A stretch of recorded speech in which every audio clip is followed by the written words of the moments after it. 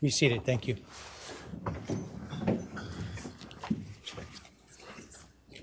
Yes, Your Honor, we need about 5 minutes. Need 5 minutes?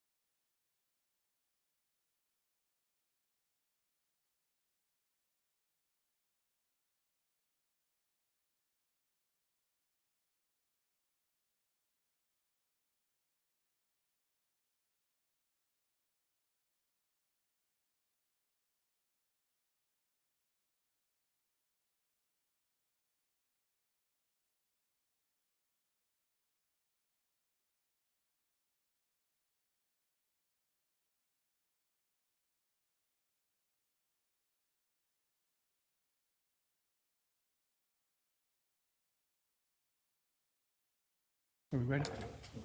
All right, thank you. All right, this is CR 0124316665, State of Idaho versus Brian Koberger. Defendant is present in custody with counsel, Ms. Taylor, Ms. Massoff, Ms. Barlow.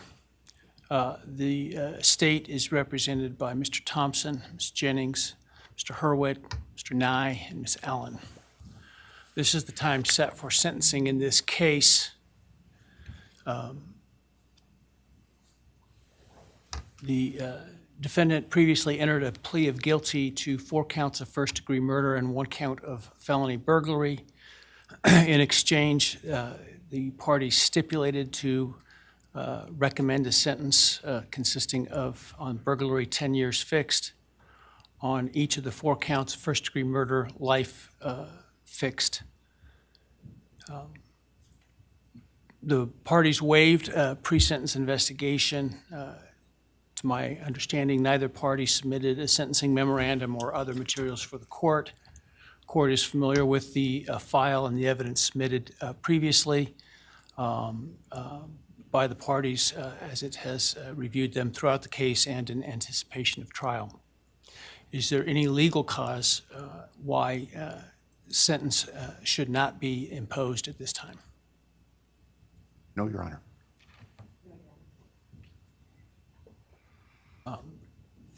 Does the state, before impact statements and arguments, wish to present evidence today? Your Honor, the state does not intend to present evidence in a documentary sense. We have provided the court through the clerk with photographs that we would like to use during the course of our sentencing argument. Sure. All right. Thank you. But no testimony other than impact statements? That's correct, Your Honor. All right, so with that, let's start with then impact statements. Ms. Jennings will be introducing the And my understanding, just so I'm clear, I indicated through the trial court administrator that we need to see if any of the victims wish to have the camera not running and audio only. And my understanding is all of them indicated they are fine with the video. Is that correct? Yes, Your Honor, that's correct. All right, very well. Go ahead, Ms. Jennings.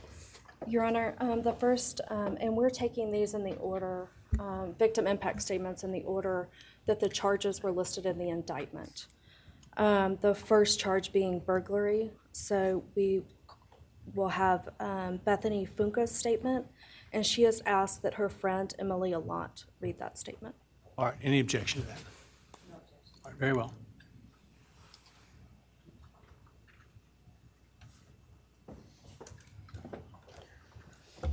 Thank you, Your Honor. I'll be speaking on behalf of Bethany, and so, yeah, here it reads. My name is Bethany Funk, and I was roommates with Maddie, Kaylee, Xana, and Ethan. I not only lost some of my best friends, but I also lost a sister. Never in a million years would I have thought that something like this would have happened to my closest friends. I thought that we were going to wake up and go upstairs, see them, and tell them how they had scared us, and that they were going to tease us about how we are constantly scaredy cats. I make jokes about it as we would go to Taco Bell like always. But sadly, that is not what happened and what turned out to be my worst nightmare. When I first woke up that morning, I had no idea what happened. I woke up around 7 with a terrible toothache, so I called my dad, who is a dentist, and he asked what I should do. He told me to take Advil, so I did, and I went back to sleep. I was still out of it and still didn't know what happened. If I had known, I of course would have called 911 right away. I still carry so much regret and guilt for not knowing what had happened and not calling right away, even though I understand it wouldn't have changed anything, not even if the paramedics had been right outside the door.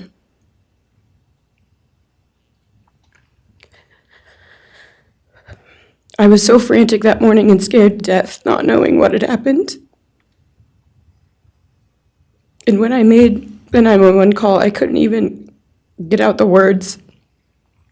And from then on, I don't remember a thing. It was like my brain wiped that whole memory. That was the worst day of my life. And I know it always will be.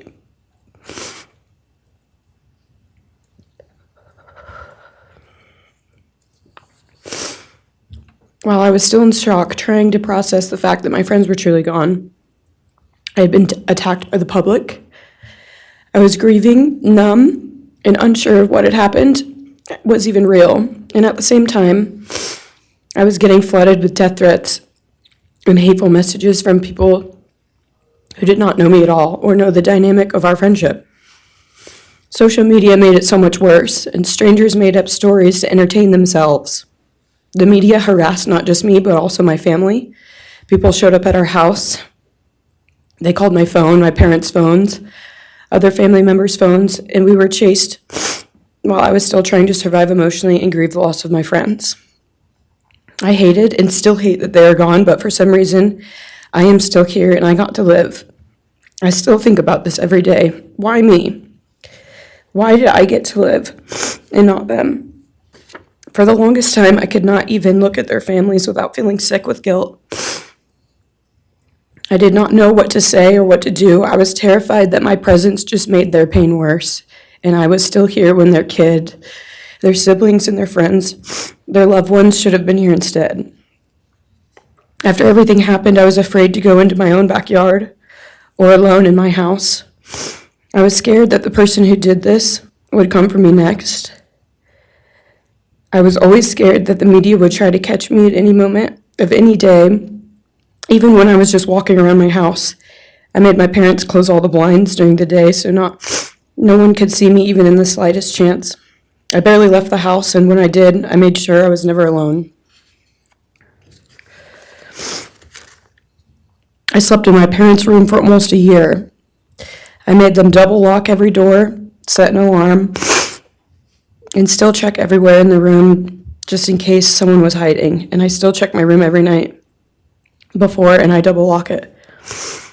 I have not slept through a single night since this happened. I constantly wake up in panics, terrified. Someone is breaking in, or someone is here to hurt me, or I'm about to lose someone else that I love. The fear never really leaves. For a long time, I could barely get out of bed, but one day I realized I have to live for them. They did not get the chance to keep living, But I do, and I will not take that for granted. So now every day I remind myself to live for them, and everything I do it with them in mind. I am still scared to go out in public, but I force myself to do things because I know that they would want me to keep living my life to the fullest. I am beyond blessed to still be here, and I refuse to take that for granted when they did not get a chance. Our house was not just a house, it was a home. It was where we laughed till we couldn't breathe, make meals, did crafts, binge watch reality shows, played games, and spent lazy days on the couch. It was movie nights, wine nights, morning debriefs, pranks, hot chocolate, cookies, and warmth. I would cherish those memories forever, and I will not let what happened erase how special our home was or how much those memories meant to me. Now I would like to share some bits and pieces of who they were as people and some of the memories that we shared.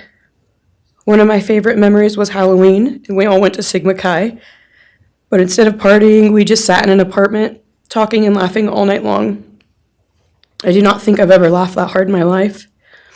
We did not care about the party, we were just happy to be with each other. Xana was 1 in a million. She was the life of the party.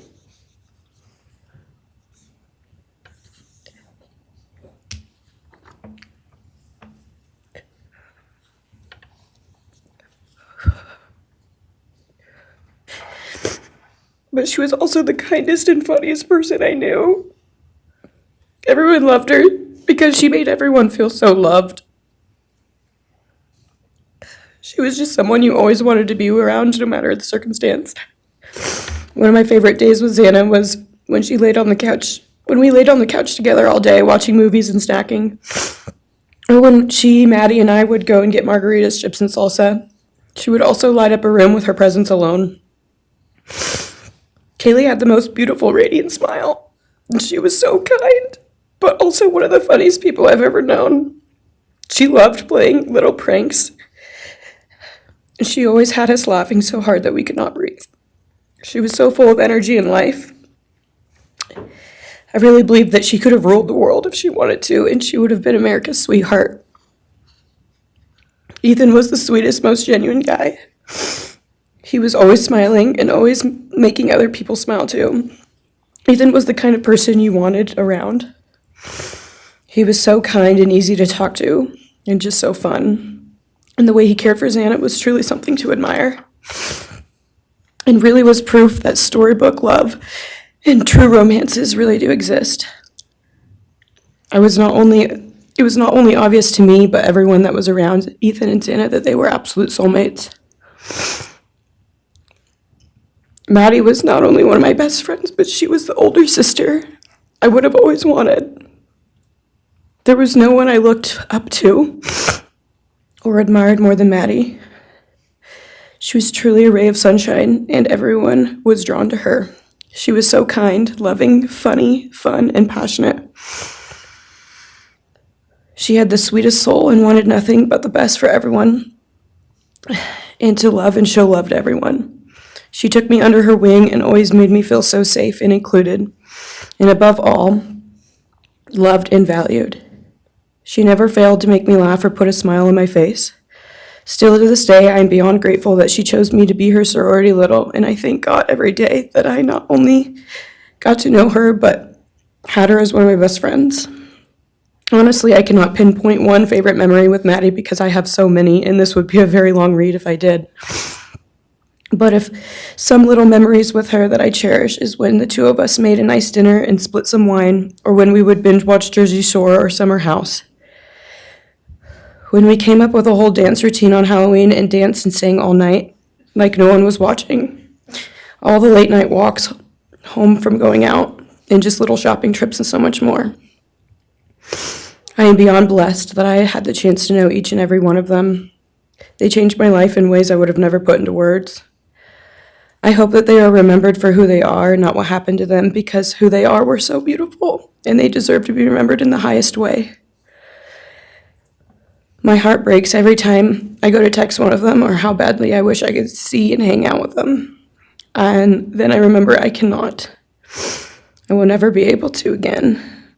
But I still talk to them in my prayers every single night, and I always will. I wish more than anything I could hug them one last time. And I wish I could tell them how much I love them. And even though I cannot, I still tell them every night. I will keep living for them as long as I am lucky enough to still be here. And they were all truly one of a kind. And they will be in our hearts forever and always. Thank you, and please convey to Bethany my appreciation for her courage, and I hope that she heals. Next is Dylan Mortensen. We're asking for some accommodations for Ms. Mortensen and that she be allowed to sit in my seat. Sure.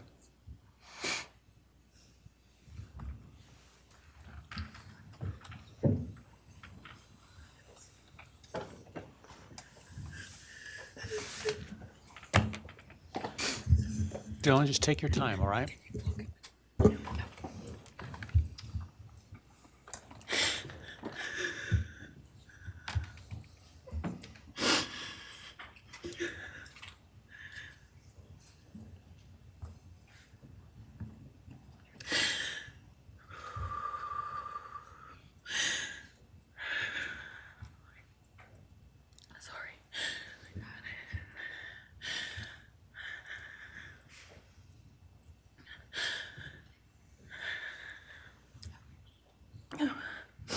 Thank you, Your Honor. What happened that night changed everything.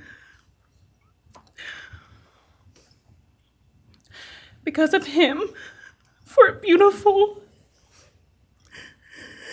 genuine, compassionate people were taken from this world for no reason.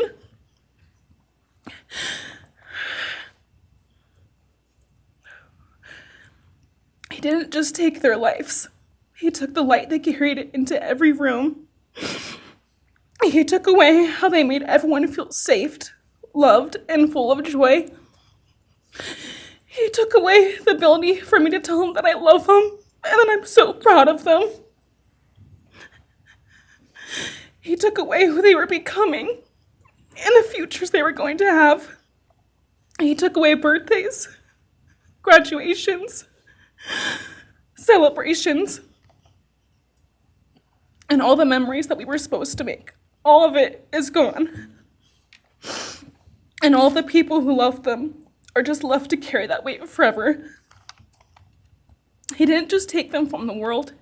He took them from me, my friends, my people who felt like my home, the people I looked up to and adored more than anyone.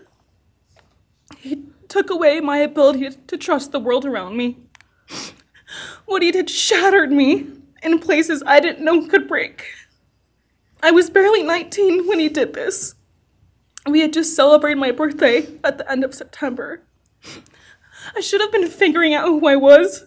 I should have been having the college experience and starting to establish my future.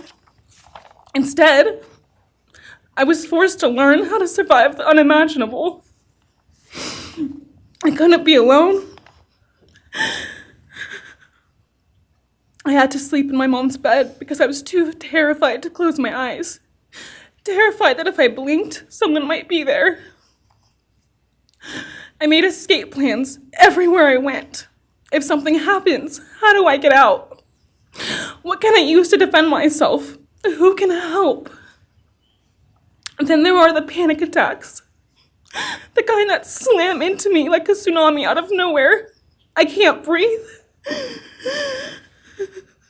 I can't think. I can't stop shaking.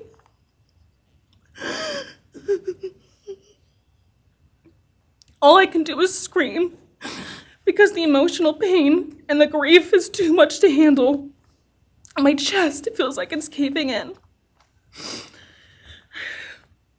Sometimes I drop to the floor with my heart racing, convinced something is very wrong. It's far beyond anxiety. It's my body reliving everything over and over again. My nervous system never got the message that it is over, and it won't let me forget what he did to them. People call me strong. They say I'm a survivor, but they don't see what my new reality looks like. They don't see the panic attacks, the hypervigilance, the exhaustion, the way I scan every room I enter, the way I flinch at sudden sounds. They don't know how heavy it is to carry so much pain and still be expected to keep going, and that's because of him. He stole parts of me I may never get back. He took the version of me who didn't constantly ask, what if it happens again? What if next time I don't survive?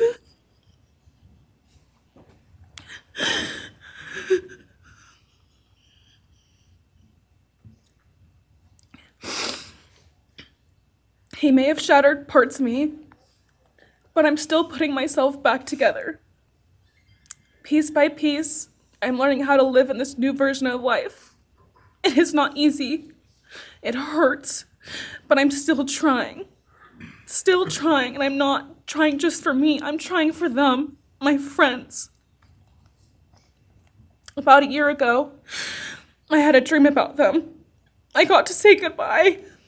I told them I won't be able to see you again, so I need to tell you goodbye. They all kept asking why, and all I could say was, I can't tell you, but I have to. When I woke up, I felt shattered and heartbroken, but also strangely grateful.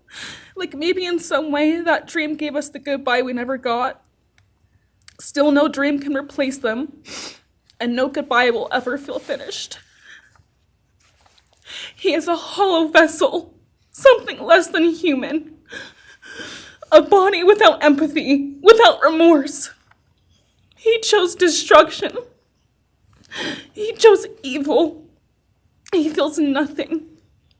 He tried to take everything from me. My friends, my safety, my identity, my future. He took their lives, but I will continue trying to be like them, to make them proud. Living is how I honor them. Speaking today is to help me find some sort of justice for them. And I will never let him take that from me. He may have taken so much from me, but he will never get to take my voice. He will never take the memories I had with them. He will never erase the love we shared, the laughs we had, or the way they made me feel seen and whole. Those things are mine. They are sacred, and he will never touch them. I get to feel sadness. I get to feel rage. I get to feel joy even when it's hard. I get to feel love even when it hurts. I get to live. And while I will still live with this pain, at least I get to live my life. He will stay here, empty, forgotten, and powerless. Dylan, thank you so much for your courage. I appreciate it.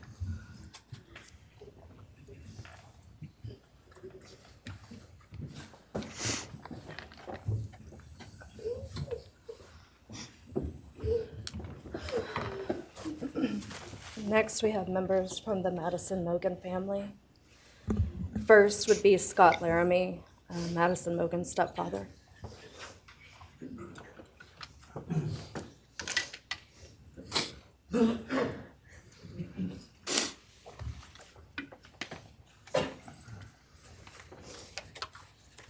Standing by him is Karen Laramie, Madison's mother. Thank you, Your Honor. My name is Scott Laramie. I'm Maddie Mogan's stepfather and the husband of Maddie's mother, Karen Laramie. I will read this victim impact statement on behalf of Karen and myself. Maddie was our gift of life, our purpose, and our hope. Maddie quickly became Karen's joy, identity, and purpose in life. I joined Maddie's life when she was 2.5 years old. The experience transformed me into a life of joy, love, and family. Maddie was bright, beautiful, kind, empathic. She listened carefully to others and was observant, seeing and caring about the hearts and the minds of all she encountered. She loved music and music festivals. She had a wonderful sense of humor. She excelled in school. She was an easy child to raise, almost never requiring discipline, and almost always giving us parental joy. One time Karen remembers disciplining Maddie as a little girl. Maddie responded, "You broke my heart," which of course melted ours. She had a keen wit, even at that young age. As she transitioned into teenage years, she prioritized us and extended family over many of the distractions that capture teenagers. She showered us with her presence and love at family events, barbecues, picnics, birthdays, holidays, and others. She spent countless hours with her papa, her Uncle David, Aunt Nadine, and her other close family and friends.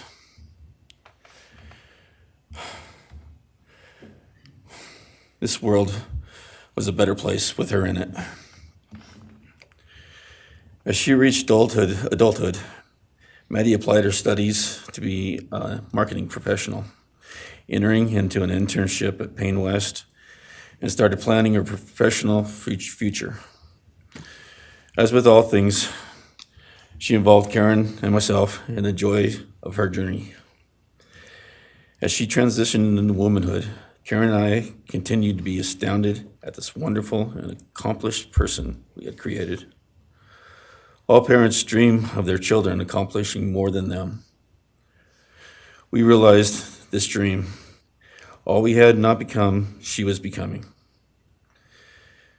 Karen and I are ordinary people, but we lived extraordinary lives because we had Maddie. Maddie was taken senselessly and brutally in a sudden act of evil. She was taken along with the young, promising, and bright lives of Kaylee, Xana, and Ethan. First, we felt disbelief. Next, we felt disorientation. Then we felt grief overcome us. Our grief is compounded even more for the Goncalves, Kernodle, and Chapin families. We speak of hope and healing, and we do have hope and some healing. But the vast emotional wound will never fully heal. Since Maddie's loss, there's emptiness in our hearts, home, and family, an endless void. After losing her mother in a car crash, Karen took years to grieve and recover. The feeling that her life with Maddie and A was perfect helped her to start to heal. Now, this is no longer perfect. After Maddie's loss, Karen felt like she was spinning out, emotionally collapsing into anxiety and depression. She sometimes asks, "How am I supposed to go on when I've lost my favorite person in the world?" I felt the same, and we continue to struggle. The loss of Maddie has impacted so many beyond our family. Her second family is her sorority sisters who grieve alongside us. She has so many close friends who suffer from her loss. We will continue to be. Her loss will continue to be felt by the Vandal community, including Vandal Solutions on campus, where she volunteered her time for others.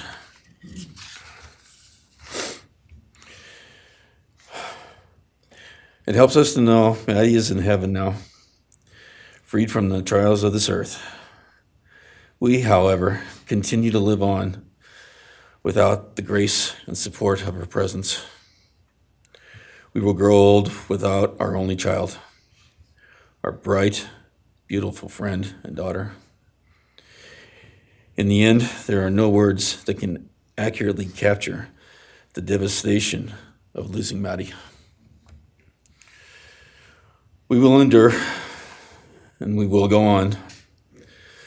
For Maddie, we will not let our grief consume us. For Maddie, we will continue to love and care for our family and friends, including the families of Kaylee, Santa, and Ethan. We will remain united with them. We can only hope that others out there suffering similar losses can look to us and see that we can overcome hatred, darkness, and evil. We know the law allows us to comment on the defendant and his sentence. As for his sentence, we support the plea agreement. Society needs to be protected against this evil. As for the defendant, we will not waste words, nor will we fall into hatred and bitterness. Evil has many faces, and we now know this, but evil does not deserve our time and attention. We are done being victims. We are taking back our lives. We will turn our time, talents, and attention to hope, healing, and helping others, and to the future. We invite all those who have suffered with us on this to join us in our journey. We can make this world a better place. We can move on from tragedy. Adversity will visit us, evil will visit us, but we will overcome. We can and will endure. Karen and I express our gratitude to Your Honor and to the prosecution team for allowing us the opportunity to make this statement. Thank you. Thank you so much for your courage, and I am so sorry for your loss. God bless you. Your Honor.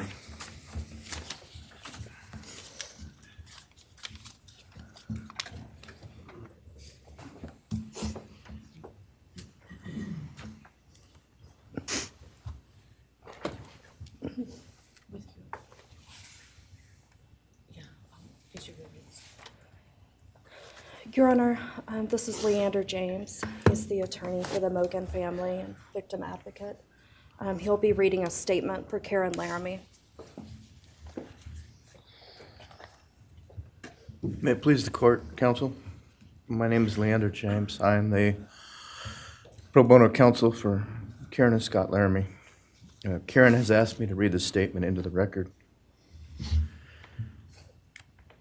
I thank my husband, Scott, for his statement, his courage, and his unending love and support during this dark time. While words are inadequate to capture the impact of this horrific crime on our family, he expressed it as best anyone could. For Maddie's sake, I will add my supplement statement that incorporates additional impact in the context of my extended family. I am grateful to Maddie's great uncle, Brian Caulfield, for assisting me with the difficult task of putting our pain into words. For me and my extended family, Maddie was our hope and our light. Her beauty, both outside and in, shone its light upon everyone with whom she came in contact. Her beauty, she carried that hope and light into the future for our entire family. We have memories of our Maddie and grief and pain at her being taken from our presence. Any one of us would have given our own light to have been outshone by hers. We now look to our Creator to know that her light continues where we look to see her in His presence. Those who commit evil for their own twisted gains and purposes truly defile the efforts and sacrifices of mothers, fathers, families, teachers, clergy, public servants, service members, and all those who commit themselves to the greater good, freedoms, and the future light of our nation. Condemnation falls heavily upon those who squandered the lives of our future hopes and dreams. Some may offer forgiveness for what the defendant has done. However, we cannot at this time, or perhaps ever, nor will we ask for mercy for what he has done. His acts are too heinous, the agony and grief he has caused too great. But we will waste no further words or thoughts on him. For Maddie's sake, we will move on. We will do our best to carry Maddie's light into this world and make it a better place. I thank the court and the prosecution for allowing me the opportunity to make my statement, and I thank all those who have and will support my family and the families of Kaylee, Xana, and Ethan. Thank you. Thank you. Thank you, Mrs. Laramie. Appreciate it.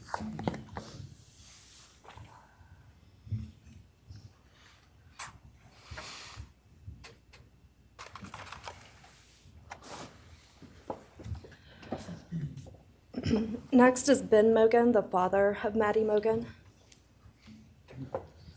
Yes, of course. Actually, Your Honor, it'll be Kim Cheeley, the grandmother of Maddie Mogan.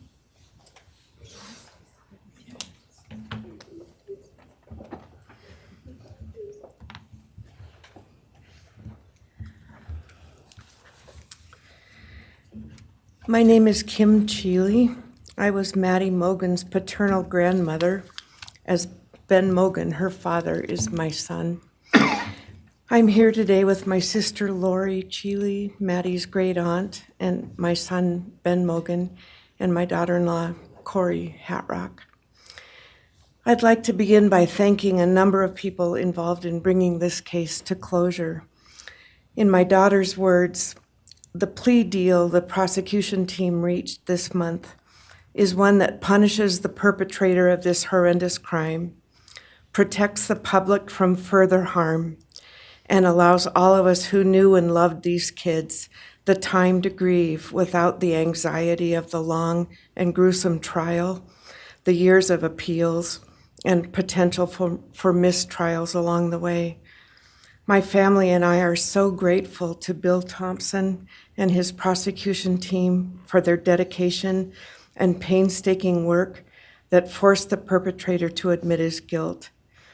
We want to thank the Idaho State Police, the Moscow Police Department, the FBI, and Judge Hippler.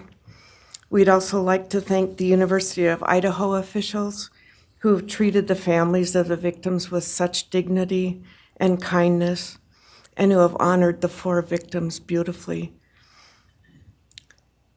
Maddie was my first grandchild, so when she was born, all her grandparents had the distinct pleasure of deciding what we'd like to be called. I chose Nana, pretty original. But when Maddie was about a year and a half old, her papa, Ben's dad, and I were planning to visit the new little family in Oregon. Maddie didn't have an extensive vocabulary at the time, but for some unknown reason, she called bananas ba-deedle-deedles. When Karen and Ben told her Nana was coming to visit, she figured, I say deedle-deedle for that word. So I became deedle-deedle, shortened to Deedle when she was about 6 or 7, and I was Deedle all her life. I don't think her stepdad, Scotty, ever knew my given name was Kim. Maddie's and my birthdays were one day apart, and a couple years before she was killed, she gave me this necklace with Deedle and Maddie engraved on it, and I added an angel wing, and it's one of my treasured possessions. I also got an angel wing tattoo, never thought I'd see the day, but along with many members of our family, replicating the one that Maddie and her sorority sisters had. I wanted mine where I could see and touch it often. From preschool through grade school, I stopped teaching piano lessons early on Wednesdays and picked Maddie up for bubble baths, brownies, and books. It was our special time together. And she went home those nights in her jammies with a pan of warm brownies for her family. Although Karen and Scotty raised Maddie and did such a lovely job of parenting, we Mogans were lucky to have her for holidays and many other family gatherings. We'll always have our treasured memories of Maddie growing up in our big, extended, cooperative family. And I thank Karen and Scotty Laramie for being so generous and open and sharing Maddie with her Mogan side of the family. When the 4 kids were murdered, the foundation fell out of our world. Initially, the fear was truly debilitating. The first 6 weeks were excruciating. Despite the vigils, memorials, candlelight gatherings of students, friends, family, community members.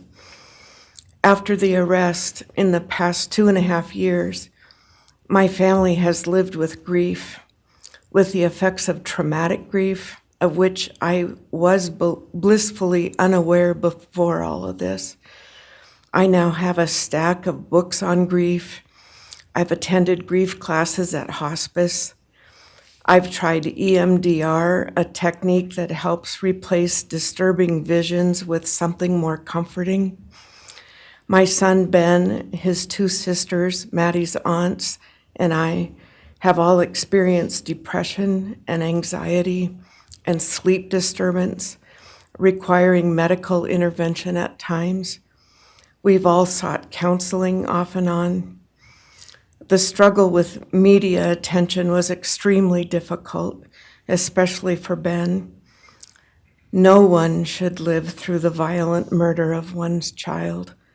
Some days it's beyond me how the parents of these kids are still upright.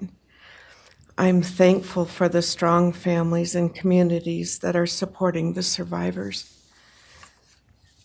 At the time, I could think of only 2 blessings surrounding the horrific murders. One was that Ben was living with my partner Tom and me at the time, and that we could support each other emotionally through it all. Sadly, Tom died a year ago of a rare brain cancer, and he won't be here to see justice served. He was our family's rock, and we all miss him every day. A second blessing is that my mother died of COVID several months before the kids were killed, and she didn't have to live through the horror. It was difficult to identify blessings. So we've all lost our dear child and a future with her. I ache for the loss of the dreams that she and her true love, Jake, held. And my heart goes out to Karen and Scotty and your side of Maddie's family. You've had more than your share of loss. My heart aches for the kids' roommates and the families of the other victims, and also the family of the perpetrator.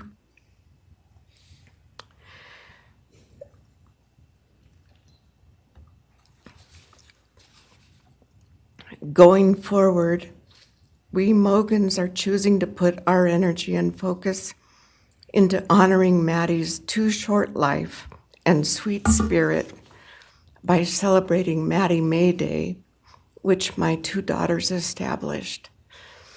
On May 25th each year, Maddie's birthday, we encourage folks to do random acts of kindness in Maddie's name.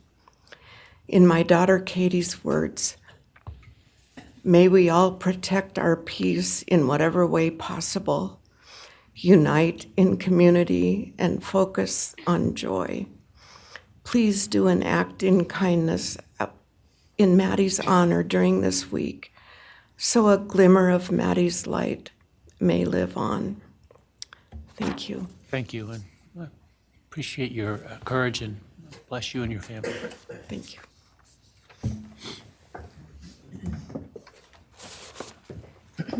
Now it's Ben Mogan, Maddie Mogan's father.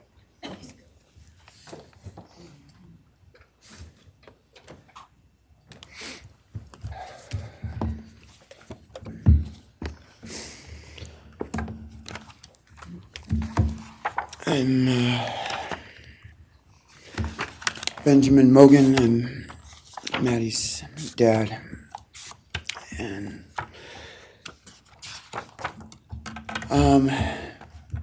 first I just want to say thanks to all the people that helped bring this all to a close. I know it's not the resolution that everyone, wanted, but I think that that everyone worked so hard, and we really appreciate all their efforts. It was such a hard thing to go through for everybody.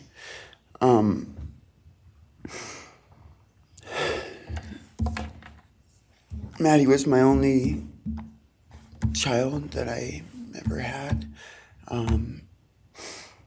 She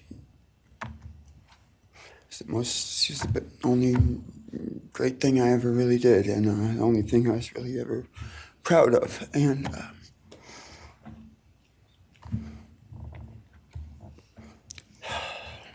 I thought we would have the rest of our lives together to be together and to know each other, and I took for granted the times, she was in college, and I thought, oh, well, we'll have the rest of our lives to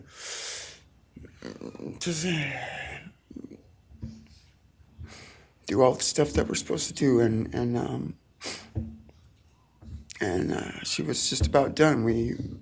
She actually earned all of her credits for her college degree, and Karen and Scotty and I got to go and get her diploma that she actually earned, and she deserved every bit of that. And but I thought that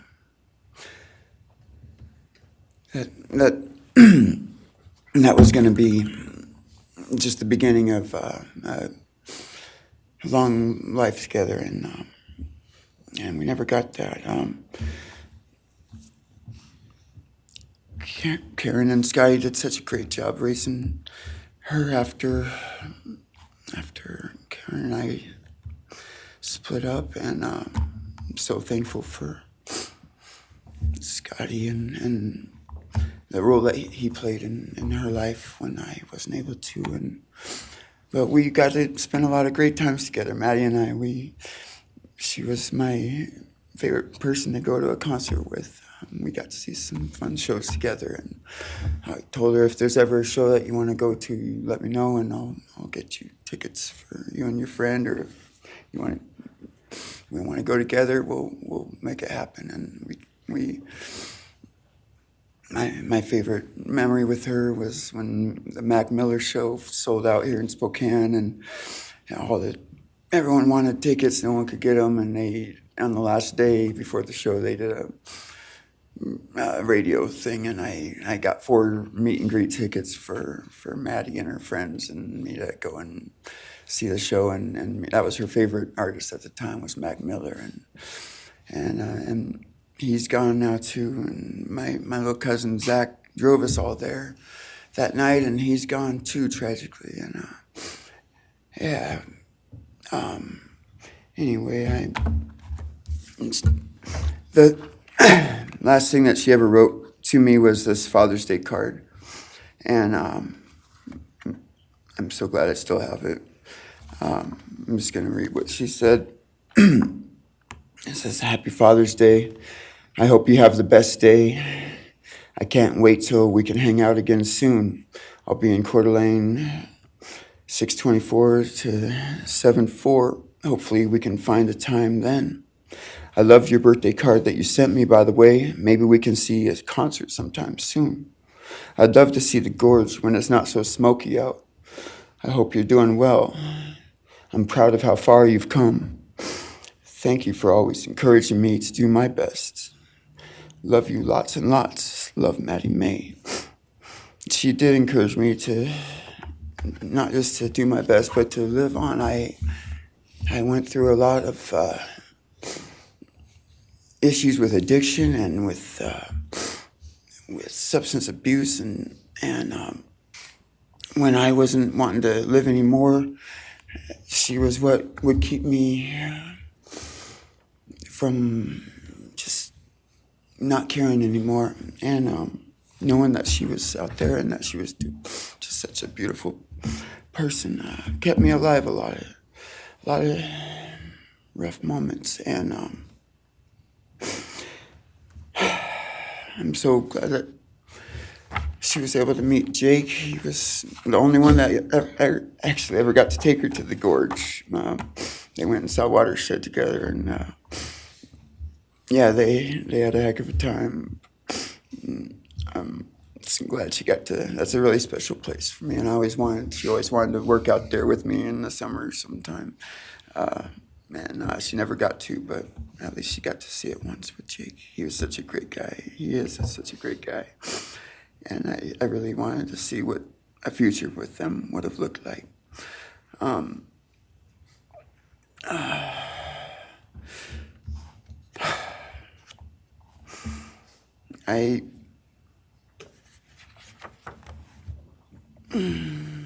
never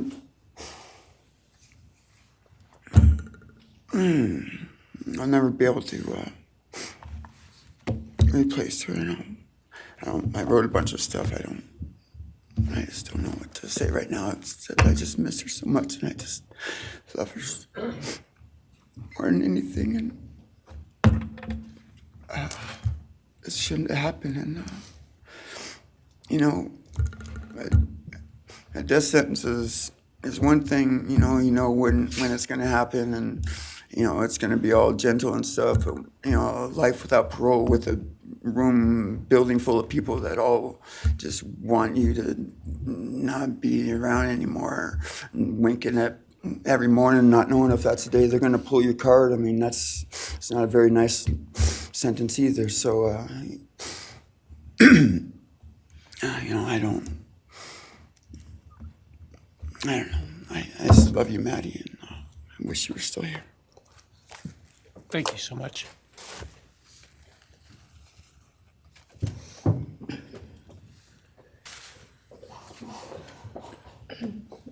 Your Honor, next would be members from the Kaylee Gonsalves family. First will be her father, Steve Gonsalves.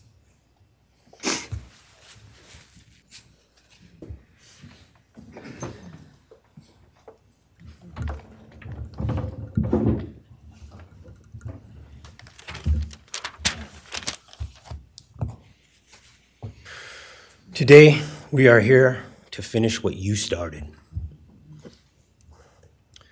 Today, you've lost control. Today, we are here to prove to the world that you picked the wrong families. The wrong state, the wrong police officers, the wrong community.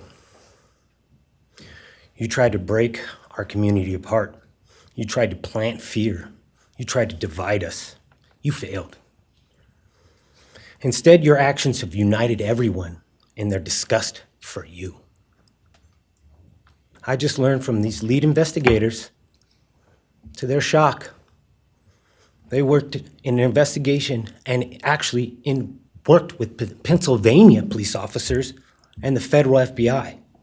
You united everyone. Everyone was united after you. None of us are divided. We are united in our disgust and our love for these children. Today you have no name. Because when this all started, we all came together and we said, let's stop even talking about his name and just use initials. So even the media just calls you BK. That's all you are. Looking back when the police officers knocked on my door, told me what happened to my child, told me what happened to Maddie May, I don't think he was even out of the driveway before my kids turned around, looked at me and said, what do we do, Dad? I told him, you get to work. You get your ass to work. And we started calling, we started texting, we started emailing. And you know what? Within hours, we had your white car on the camera. We knew from the very beginning we had you. Police officers tell us within minutes they had your DNA, like a calling card. You were that careless, that foolish, that stupid. Master degree, you're a joke, complete joke. But we took this disaster and we did what we could. We put everything online. We took our kids, we took our images, we took everything that they did, their videos, their photos, the girls' pranks, Ethan singing. We put it out there, we shared it with the world. And the world united. And all they ended up, when they talked about this case, is they talked about Kaylee Jade, Maddie Mae, Xana, and Ethan. Everything what these people meant to us, a father, a mother, a brother, a sister, we shared that with our community. Then we shared it with our state. We shared it with the country, and eventually we shared it with the world. The world's watching because of the kids, not because of you. Nobody cares about you. You're not worth the time, the effort to be remembered. In time, you will be nothing but two initials forgotten to the wind. No visitors, nothing more than initials on an otherwise unmarked tombstone. From this moment, we've all started. From this moment, we will forget you. We want to all leave in closing. One last thing. You picked the wrong family, and we're laughing at you on your trip to the pen. That will be today or tomorrow. I'll close with, God bless all the men and women that worked on this case and all the hard work that you guys did. You guys allowed us to grieve and allowed us to get through this. The amount of work that you guys put together and the way that you guys put it together was beautiful. There was hard times to be expected, but thank you all, and God bless. Thank you.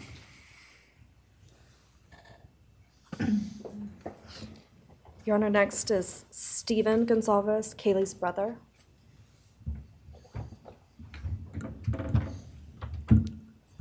Steven's actually gonna pass. I'm gonna go. Okay. Olivia Gonzalez, Kaylee's sister. Hello, I'd like to start by thanking the court for allowing me the time and opportunity to speak today. My name is Olivia, and I'm the big sister of Kaylee Gonzalez, and I was blessed to love Madison Mogan as a sister too. I'm not here today to speak in grief, I'm here to speak in truth.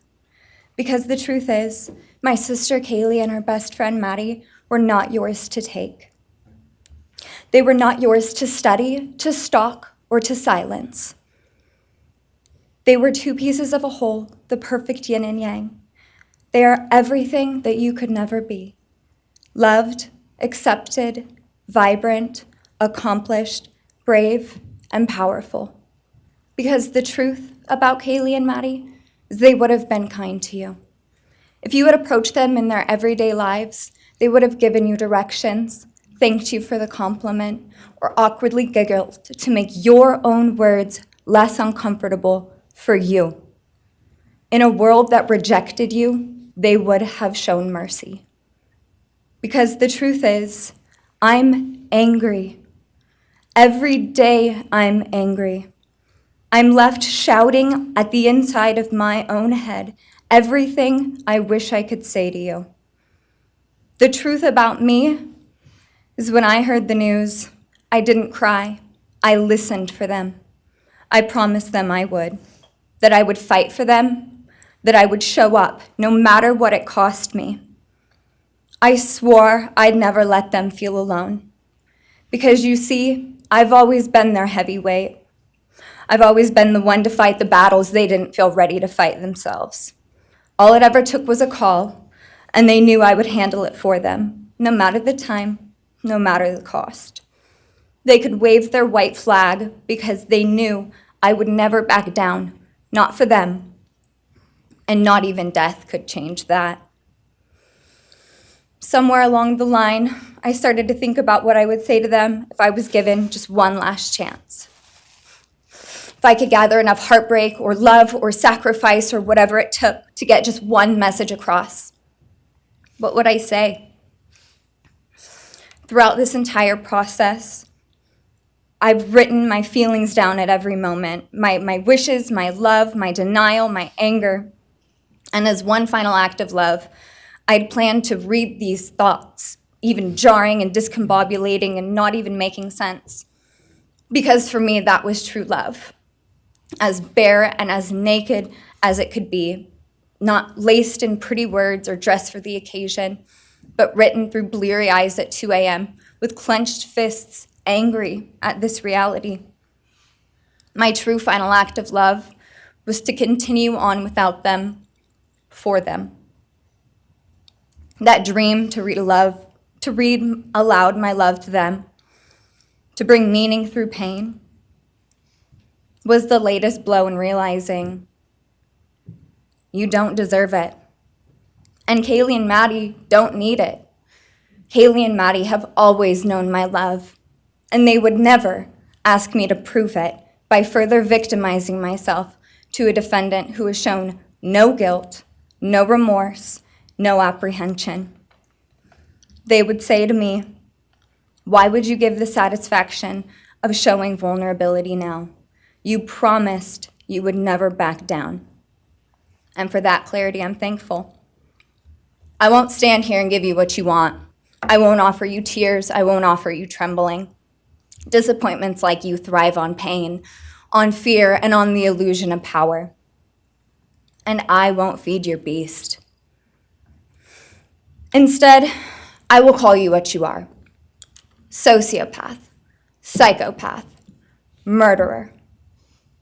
I will ask the questions that reverberate violently in my own head, so loudly that I can't think straight most any day. Some of these might be familiar, so sit up straight when I talk to you. How was your life right before you murdered my sisters?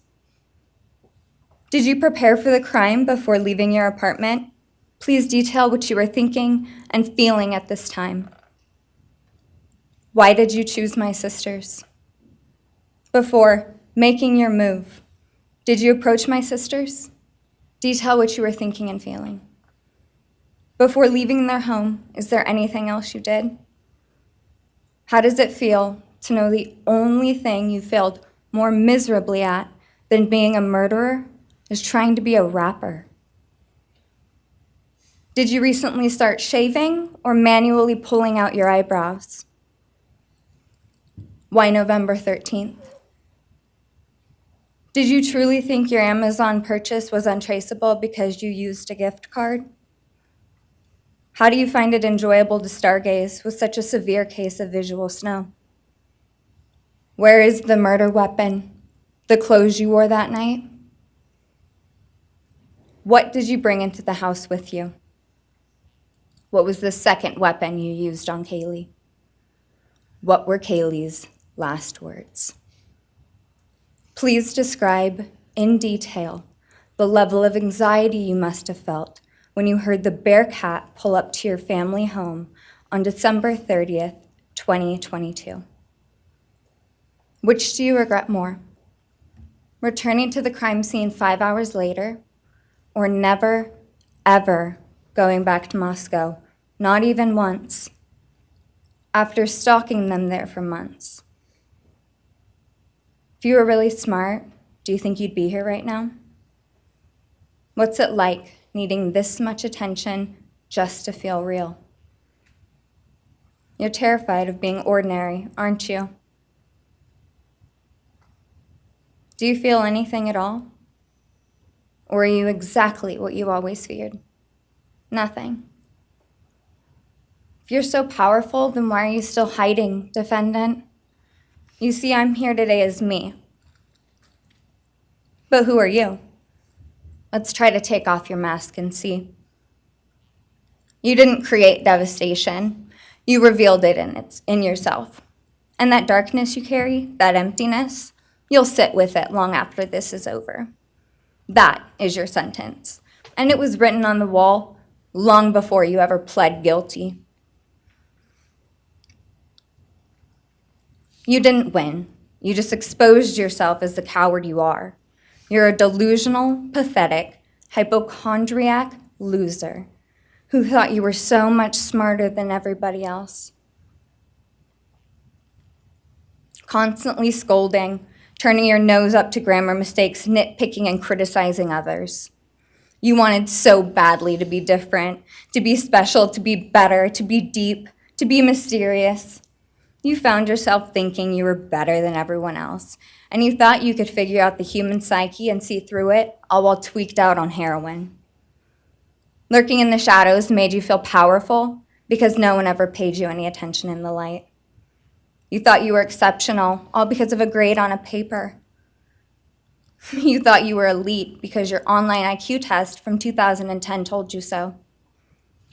All of that effort just to seem important. It's desperate. There is a name for your condition, though. Your inflated ego just didn't allow you to see it. Wannabe. You act like no one could ever understand your mind, but the truth is you're basic. You're a textbook case of insecurity disguised as control. Your patterns are predictable. Your motives are shallow. You are not profound. You're pathetic. You aren't special or deep, not mysterious or exceptional. Don't ever get it twisted again. No one is scared of you today. No one is intimidated by you. No one is impressed by you. No one thinks that you are important. You orchestrated this like you thought you were God. Now look at you, begging a courtroom for scraps. You spent months preparing, and still all it took was my sister in a sheath. You work so hard to seem dangerous, but real control doesn't have to prove itself. The truth is, the scariest part about you is how painfully average you turned out to be. The truth is, you're as dumb as they come.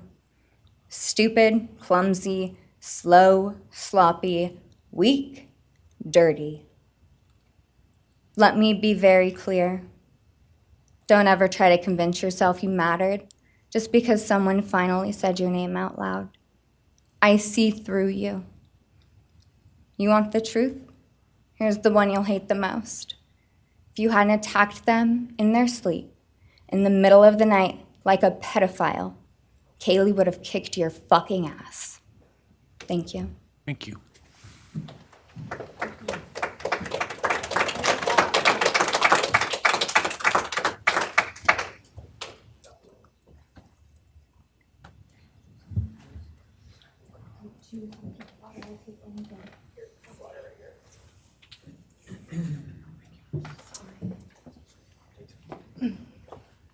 Next is Christy Gonzalez, Kaylee Gonzalez's mother.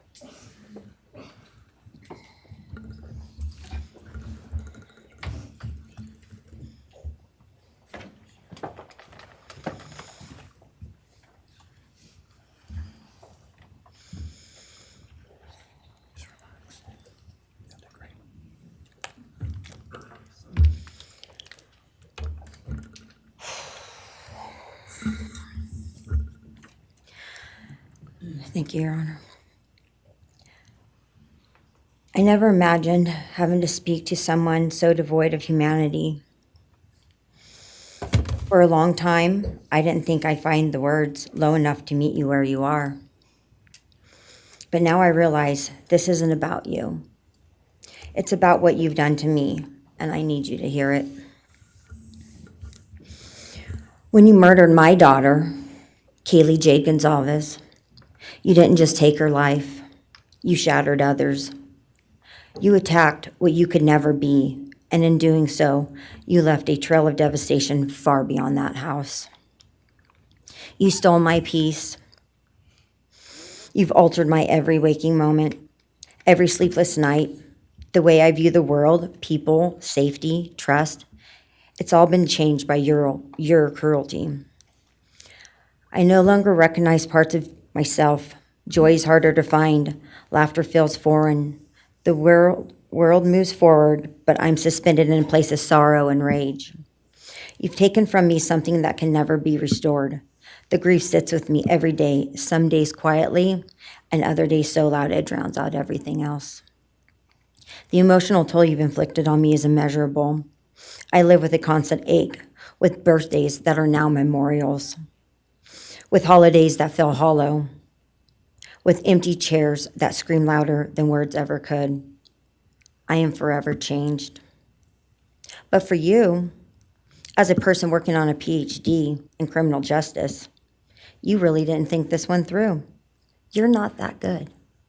In fact, you're not that good at anything. You couldn't secure a job. You couldn't get along with others. You couldn't even get a female to look in your direction. All because you are pathetic. Now you're a joke in this courtroom.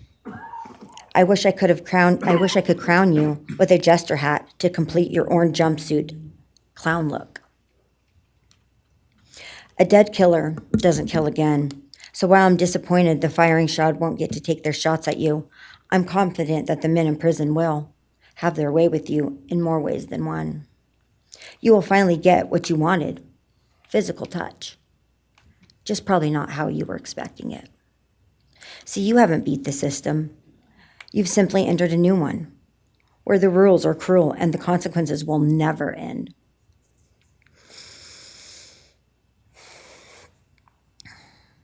You are entering a place where no one will care who you are and no one will ever respect you.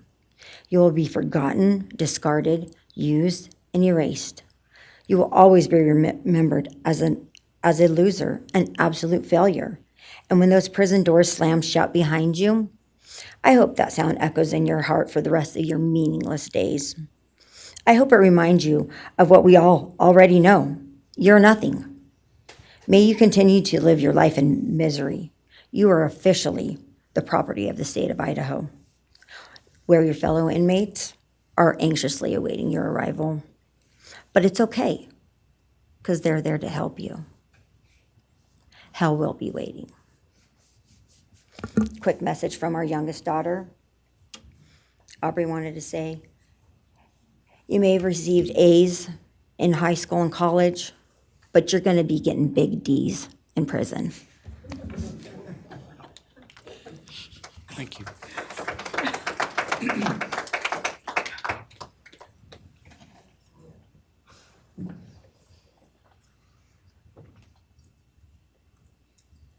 Do we have more from the Gonzalez family, or are you?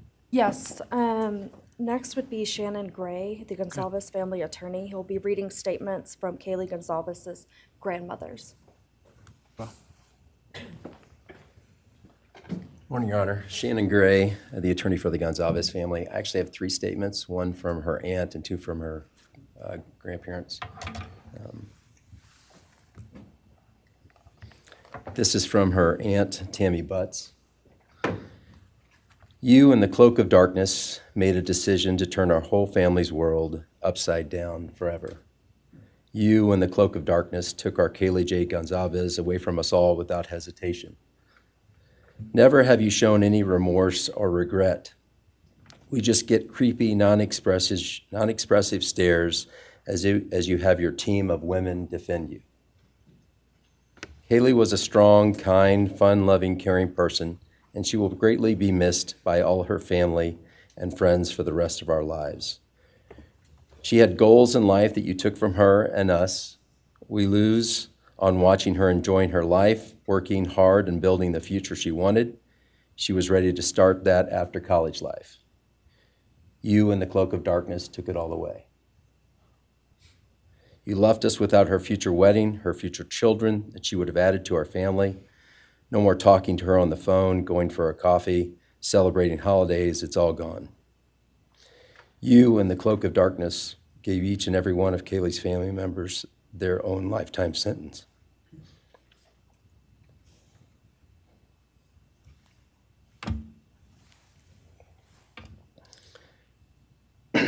You and the cloak of darkness also took our Maddie Mae from all of us. She was so genuine, caring, polite. She was part of our family. You came in, harmed our children that were younger women than you in their own beds.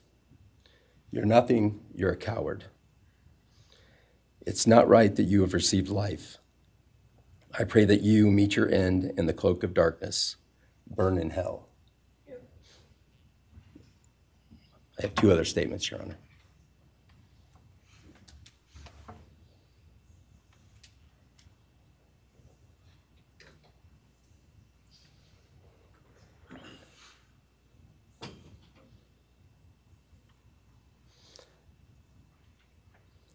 This is Linda Lucan's statement. This is Kaylee's grandmother. I really don't know how to address something so inhumane, but I will try. Nothing in the past 2.5 years has made any sense. All I get is you cowardly went into a home at night, filled with what I'm sure you thought was all sleeping girls, and went on a vicious killing spree for no other reason but to appease your demonic urges. You took my granddaughter Kaylee from us, plus 3 other beautiful lives. You took my granddaughter Kaylee, beautiful, sweet-souled, doll-faced Kaylee, who was getting ready to start her amazing life, who had such a bright future, who was loved by so many, who you were so envious of.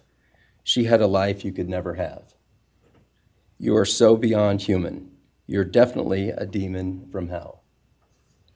I truly wish your punishment would be the same death you inflicted on our kids. But I think you will meet some new friends in prison who will be there just to help you. Thumbs up.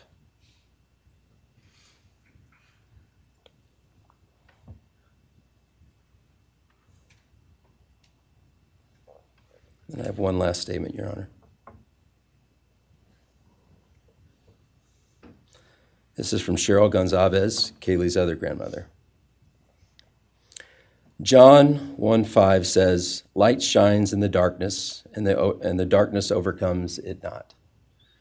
Somewhere in your life, some jealousy, envy, ego, something went dark. It pushed out all light until you became dark and evil. And when you saw my granddaughter and her friends, their light, because they have such a light, you couldn't stand it. Because the darkness in you could not stand the light in them. And so you decided to destroy it. Cowardly, you walked into their rooms in the dark and took their lives, hoping to get rid of your darkness. But you didn't. You failed. Because you know what was once a light shown only to their friends, families, and loved ones is now all over the world. Everyone sees it. Their smile, their beauty, their plans, everything they were and had.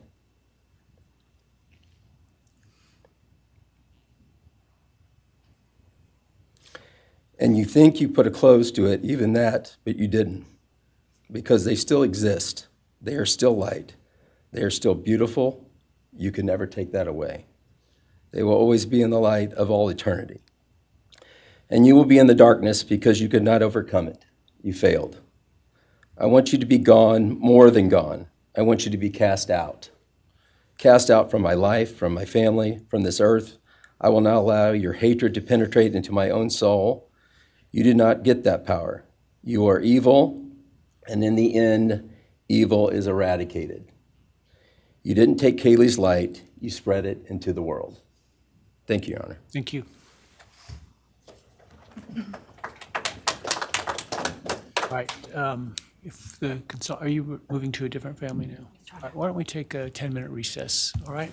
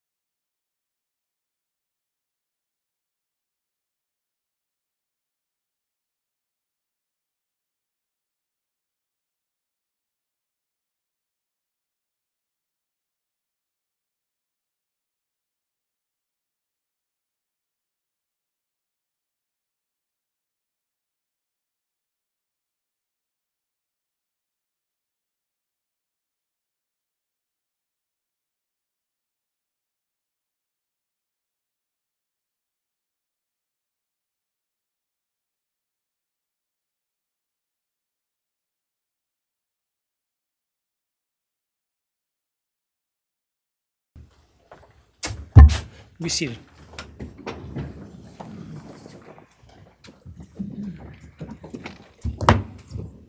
All right, Ms. Jennings. Thank you, Your Honor. The next family is the family of Xana Kernodle, and first would be Jasmine Kernodle, Xana's sister.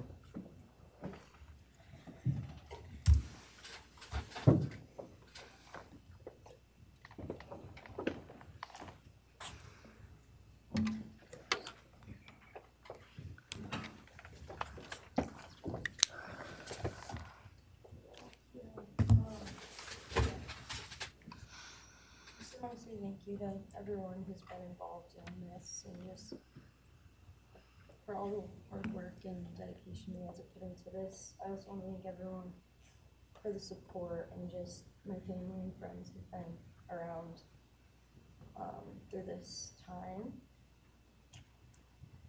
I went back and forth on whether to speak today because the truth is you don't deserve power over my feelings, my words, or me. Thank you. In the end, I realized this moment isn't about you. It's about justice for Xana, Ethan, Kaylee, and Maddie. It's about honoring the beautiful people they were and still are in God's eyes. On November 13th, 2022, a piece of my heart was ripped away. There's no way to ever fully describe the weight of losing my sister, my best friend. No sentence or punishment will ever come close to the justice Xana, Ethan, Kaylee, and Maddie deserve. Xana was everyone's best friend. She was kind, she was funny. She was a gift to each person she was able to make an impact on. Xana was someone I turned to when I needed direction or advice. Although I am her older sister, I often found myself looking up to her. She had a radiant energy that everyone loved, and she always knew the right way to approach a problem. She knew how precious and special life was, and she truly did live every day to the fullest. Yet her story was cut short by an act of evil. I believe in a God whose justice is not bound by this courtroom. I find peace knowing that judgment ultimately belongs to Him. For your sake, I hope one day you feel the full weight of what you did. I hope you take accountability. I hope you truly experience the guilt and you surrender yourself to Jesus Christ. Because no punishment on this earth can ever compare to the isolation and pain of eternal separation from God. Xana deserved more.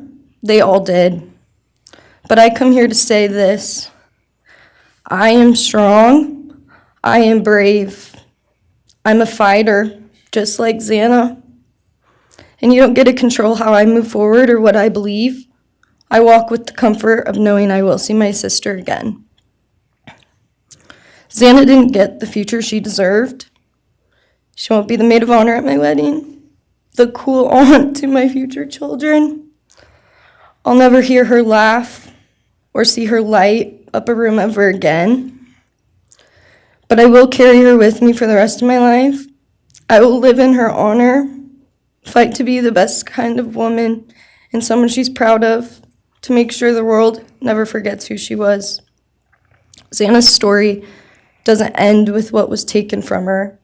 It lives through the love she gave, the people she touched, and the legacy our family will protect.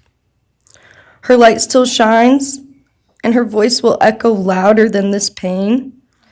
You didn't take that from us, and you never will. Thank you.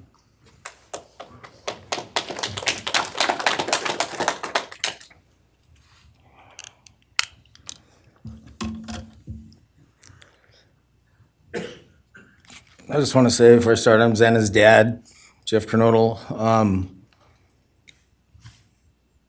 It's been a hard road down, because she's gone. And I want to thank everybody, other their families that speaking so far, spoke about things. I agree with everything they have to say. It all comes back to a lot of the same things that I've had to deal with and we as a family have had to deal with. And that brings me, basis of what I'm talking about a little bit is on my way up here, flying up here in the plane, and about halfway through the flight, this little girl is calling out for her dad. Hey, dad, dad, dad, and then in my mind, I was kind of half asleep. It's dark on the plane. I heard Xana calling out for me like she did, back when she was little, 5 years old. And those times were hard. It was chaotic, but we always had something to work toward that was in a positive direction, compared to right now, which is necessarily not as positive as that for sure. And I know I miss Xana a lot. My life's been changed, and Xana had a great impact on me. And the impact was when she was gone, I realized how important she was and what she really did for me, influenced me, was way beyond what I ever thought. She'd call me up on the weekends, check on me, see who's with me. She's like accountability to your youngest daughter. And that really made a big difference. It made me really think about things and what it's all about, That's the things that I miss the most, is those calls on the weekends, the calls at 11 at night. What's going on? You want to meet my friend? Whoever she's with, a couple of her friends, I can meet them, talk to them. And she always did that. And it's pretty cool. Pretty cool. I really miss that. And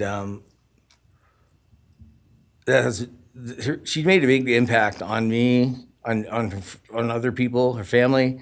But the impact that she made is so extensive on what happened here. And it goes so far. People from everywhere in the world, are following things. And Xana has made a difference in their lives. So, countless people told me that. They might not even know her. They never knew anything about her. It's what they see, and they just love her and say how they wish she could have been their friend. Could have been their friend, could have hung out, and it's like, this is a blessing, this is what the little kid was, and definitely was a big blessing in my life, and so is Jasmine, and basically, we worked hard to do the things we did, through the times they were growing up, and through those times, I realized that I wanted both of them to graduate college, and that'd be the ultimate thing for them to do to prepare for the world. Then it came back to me, Xana didn't get to finish college. He had it all figured out. And this all just came back to me when I was there, and that little girl was on the plane doing that. It's like where I was going, what I was going here for. And then I just realized and thought to myself about the wonderful life that she had and we had together. And I still get to have with Jasmine, but that's the part that really counted. It's the part that really counted, is those memories. And those are what I have left, the memories with her and the ones I can make with her and the life that I can go on with now, which is what she wants. And I say that in present tense because that's what she wants, because I've been told that, I've been countless ways that she's out there and has a way to communicate, which I'm very grateful for.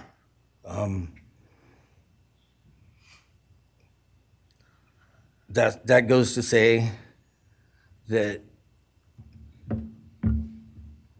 the impact of what happened to them, all the 4 kids, goes to me, the parents, the families, the community. It goes so far, because a lot of kids, in the colleges, just for an example, they lock their doors now. The door wasn't locked in the back.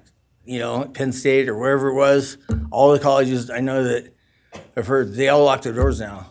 So maybe the impact that it's gonna make is gonna help out and maybe protect some people. Having this outreach and having the influence of what these kids, what happened to these kids did, you know? All I know is I was 7 miles away when it happened, and she wasn't feeling that good. It was 11:30, and I almost went over to Susanna's to say, and I would have been sitting right there in that couch, and you had to deal with me. So they would have had a chance, and I regret that, and I regret not going. But the reason why I didn't is because Susanna said, don't be drinking and driving. You got the rental car, don't be drinking and driving, you know, the week before that. So she was, she would have been mad at me to do that. But I really wish I would have drunk and drove, you know, because they would have had a chance, all four of them.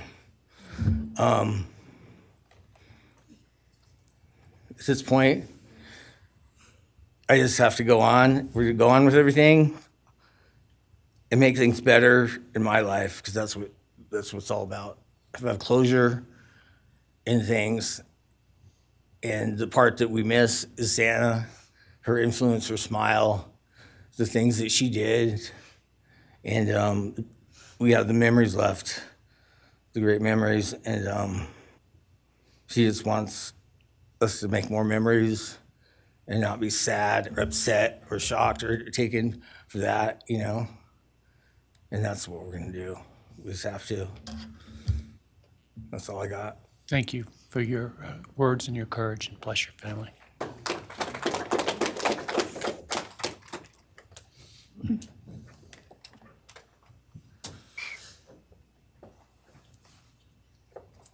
Next, Kim Kernodle would like to address the court.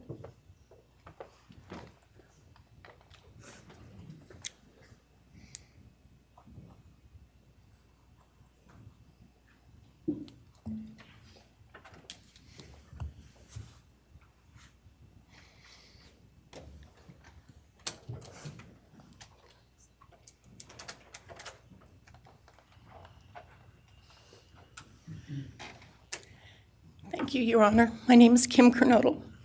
I am Xana's aunt. I was very blessed to have her in my life, in our family. And I thought I had everything in my head, what I wanted to say, but it kind of went out. And I'm always looking for the positive thing, because evil, hate, can destroy people. And that's what it started doing with our family. It created anger with our family members. And then I had to look, because Xana was everything that the media, her friends said. She was that fun, loving, high-spirited, beautiful person.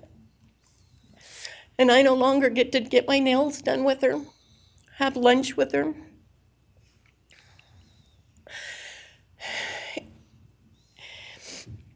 Sorry. But how I look at it now is this tragedy, this horrible tragedy on all of the 4 children, has brought us closer. You united us with your actions. We're united now, and we're stronger than ever. We have family and friends now that we never knew we had. And, you know, this is probably going to bother everybody, but Brian, I'm here today to tell you I have forgiven you, because I no longer could live with that hate in my heart. And for me to become a better person, I have forgiven you. And anytime you want to talk and tell me what happened, get my number. I'm here, no judgment, because I do have answers or questions that I want you to answer. And I'm here. I'll be that one that'll listen to you, okay? Thank you, Your Honor. Thank you very much. My name is Stratton Kernodle, and I'm Xana's uncle, Jeff's brother. Sitting here today listening to all the stories and feelings and feeling the pain from everybody is a pretty powerful thing. It's each time a statement was read, it sort of would tug into my center core as I felt everybody's anguish. And Xana meant a lot to us, and we loved her very much. But I started thinking about, instead of rehashing everything that everybody else has talked about, I wanted to direct it another direction toward Brian and what he's done to his family, his parents, his siblings, his friends, his universe. He has contaminated, tainted their family name, and pretty much made a horrible, miserable thing to be ever related to him. And I know that that's what he has to live with, and that has to be his pain. And that's all I have to say. Thank you.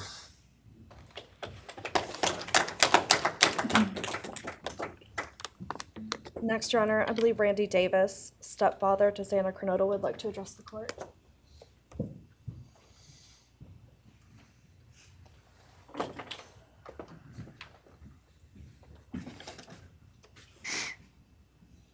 Hi, my name's Randy, stepdad of Xana. I just feel the same way we all do.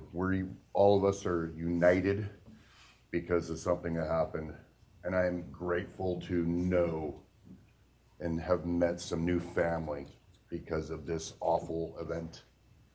But this is probably the last time we're all gonna be in the same room together, let's be real.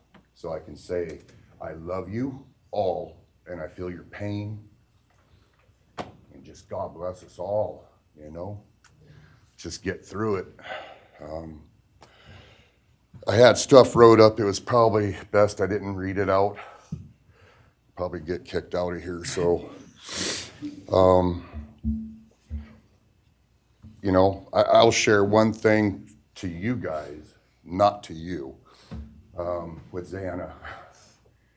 So I was working in North Dakota and came home, and Jazzy and Xana had taken our son Elijah and put him in a dress, makeup, and it was awful, you know. I was like, I don't know. She was funny. I told her she'd be in the movies and be somebody great one day like that. And now she is just above us as an angel with all the other beautiful kids. So let's hold that to our hearts, because this evil thing is not going to take nothing from us. You, man, I don't know what my limits are here, but I'm really struggling, dude. I am struggling. So I want to just be out in the woods with you, just so I can teach you about loss and pain. I love God. I wouldn't take your life. That's up to him. But I guarantee you, you are weak. God, I would just give a moment, man, 5 minutes out in the woods. Oh, man. Ooh. You're going to go to hell. I know people believe in other stuff. You're evil. There's no place for you in heaven. You took our children. You are going to suffer, man. I'm shaking because I want to reach out to you, but I hope you feel my energy, okay? Go to hell.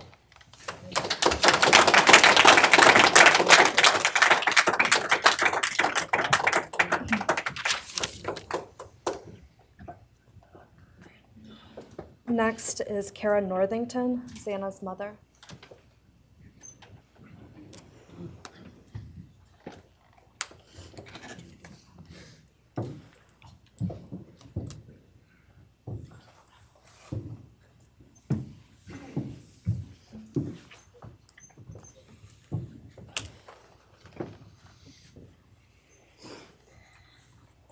I'm Kara Northington. I am Xana Kernodle's mother.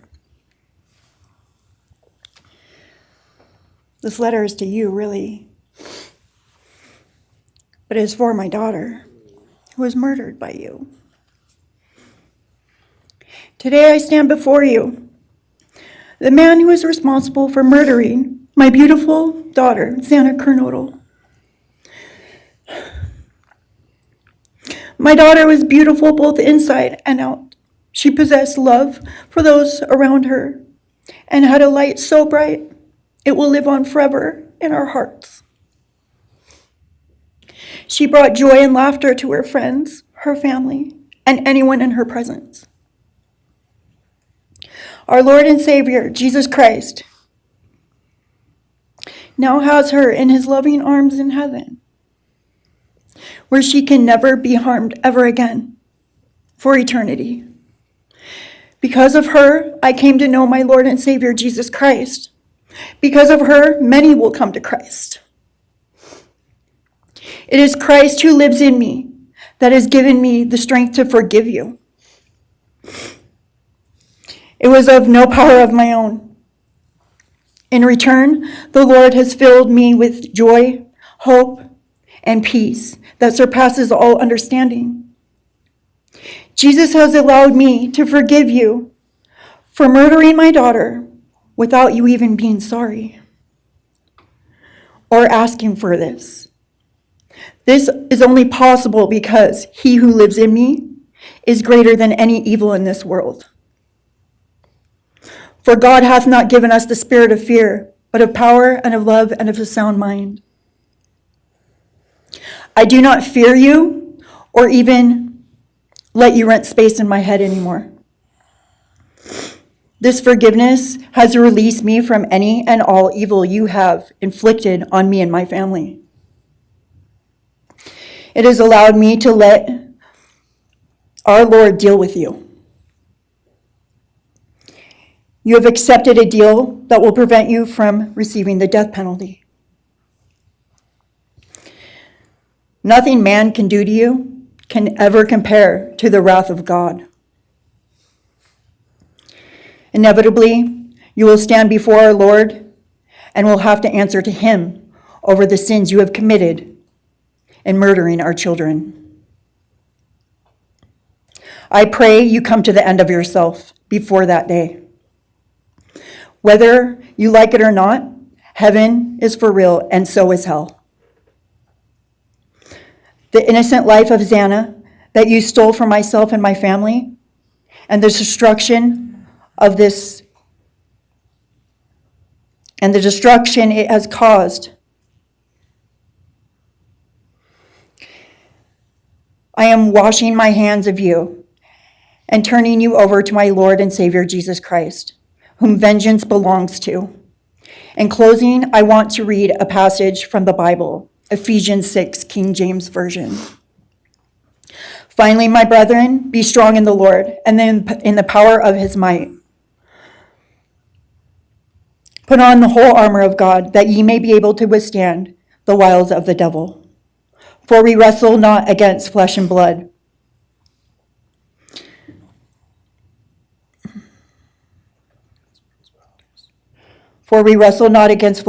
but against principalities, against powers, against the rulers of the darkness of this world, against spiritual wickedness in high places. Wherefore, take unto you the whole armor of God, that ye may be able to withstand in the evil day, that ye may be able to stand in the evil day.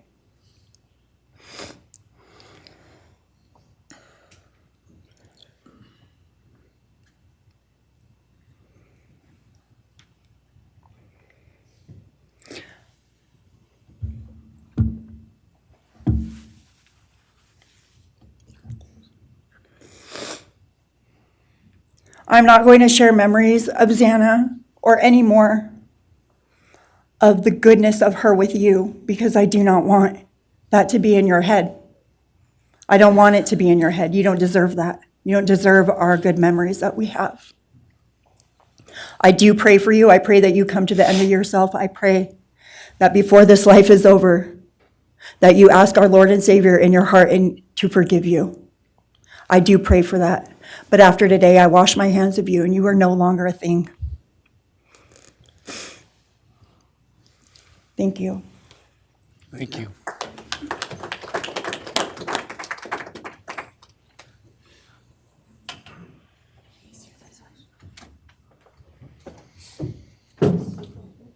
I don't believe the state has any other victim impact statements. Okay.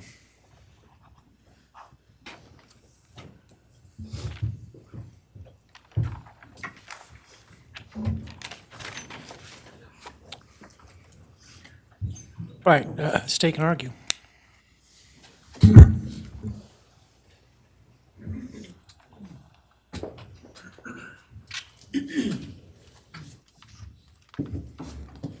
Thank you, Your Honor.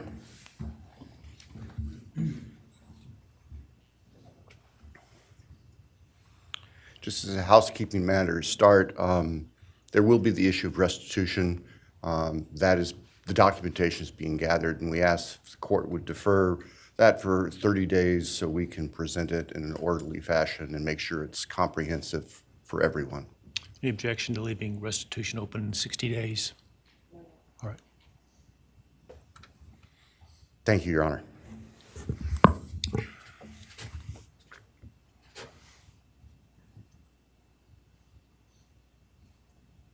I think it's necessary and appropriate to share for everyone here, including the court, the background that brings us in front of Your Honor today for these proceedings. As the record reflects, and as everybody in this courtroom knows, the defendant has pleaded guilty to all 5 counts charged in the indictment. Under oath before Your Honor, he has admitted that the charges against him are true. He has reassured the court that he has not been coerced or threatened to make those admissions. And Your Honor did an extraordinary job in taking the pleas back on July 2nd. We appreciate the court's discipline and insight.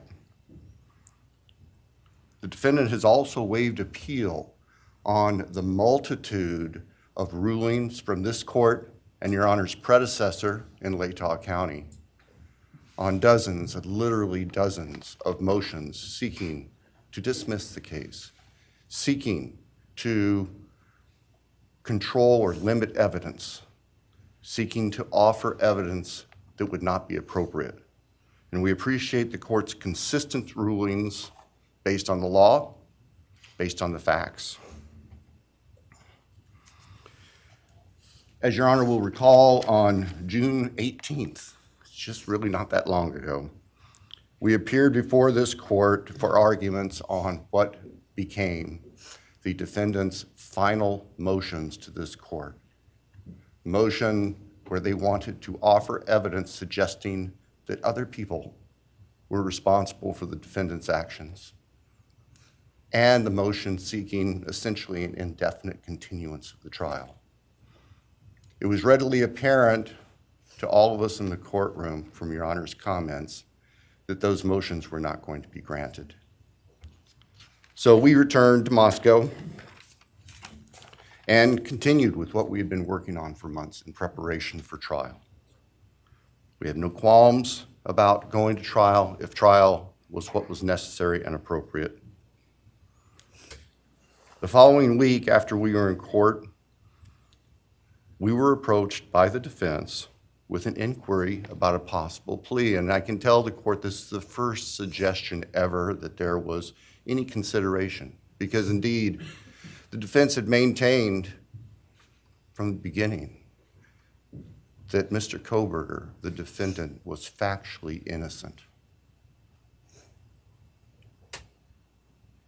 It's clear that the reality of the evidence and the case that had been investigated and prepared and that we were ready to present in court became a reality.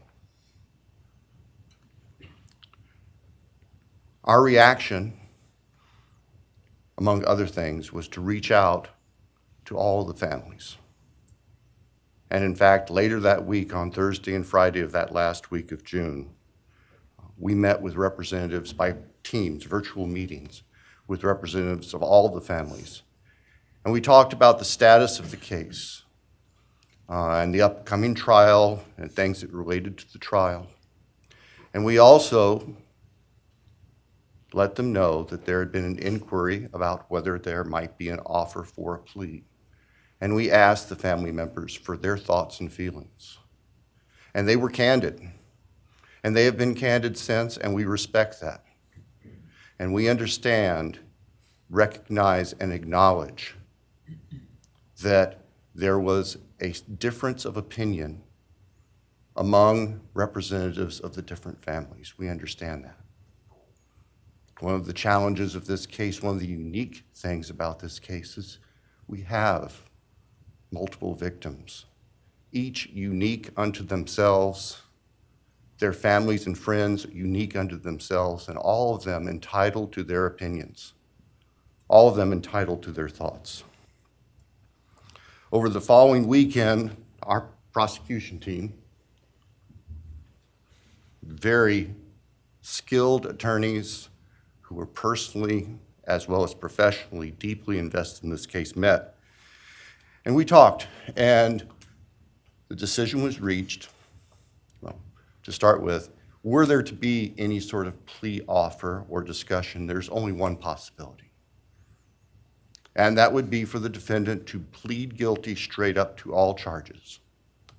There would be no bargaining about counts. There would be no bargaining about reduced sentences.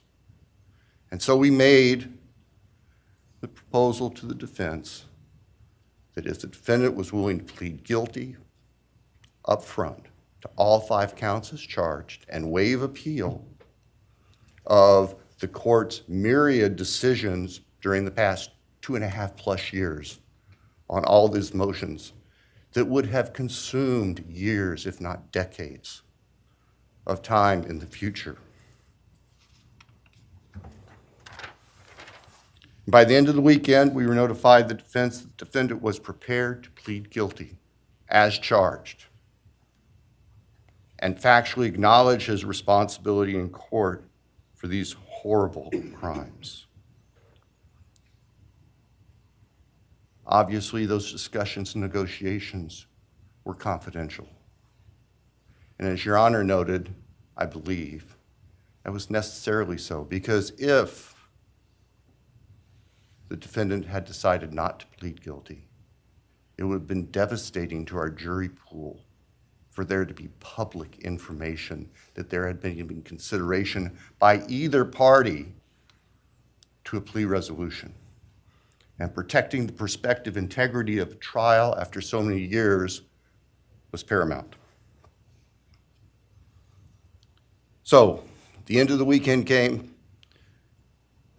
We notified the victims' families of what had occurred. I recognize and acknowledge personally, and I respect the fact that of these fine, suffering people here, not everybody agreed with the decision we make. I accept that. It's my responsibility in the end. I recognize that that's the duty of the office that I hold.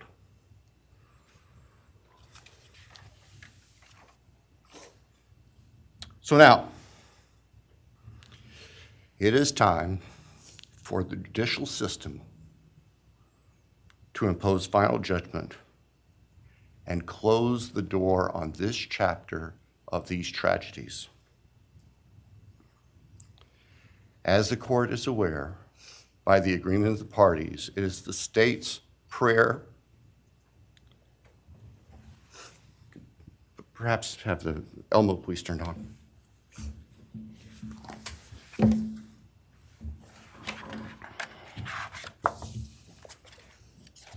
Thank you. That on count 1, the felony burglary, that the court sentenced the defendant to the maximum period of 10 years fixed in the custody of the Idaho Department of Correction. Then on count 2,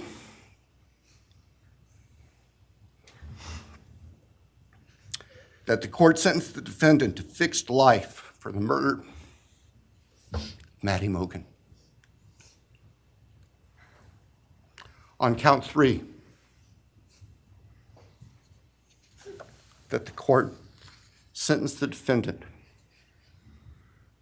to fixed life for the murder of Kaylee Gonzalez. On count 4, that the court sentenced the defendant to fixed life for the murder of Xana Kernodle. On count 5, that the court sentenced the defendant to fixed life for the murder of Ethan Chapin. And the state further prays that these sentences be ordered to run consecutively, back to back, not at the same time, to recognize and respect the unique individuality of each of these beautiful young people whose lives were taken brutally and for no reason.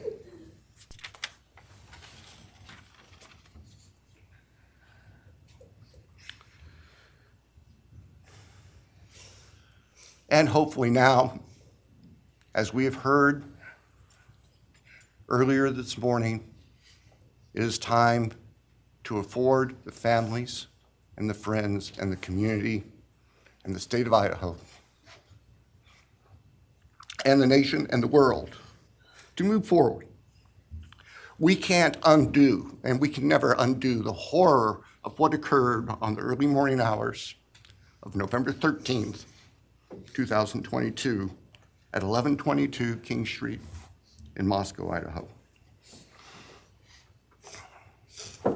For a long time, the presiding district judge in Latah County was John Stegner, who eventually became a member and a justice of the Idaho Supreme Court. And Justice Stegner often observed that even God cannot change the past. But everyone in this room has the ability to take themselves forward. And we want the judicial system to afford them the opportunity today to do that. From today forward, our memories should be focused on these innocent victims whose lives were taken, on their families, on their friends, on the community. The court has heard discussion, talk today, reminiscences today about a special family that our victims shared, not just their natural, legal, and biological families, not just their university family within their sororities, for example.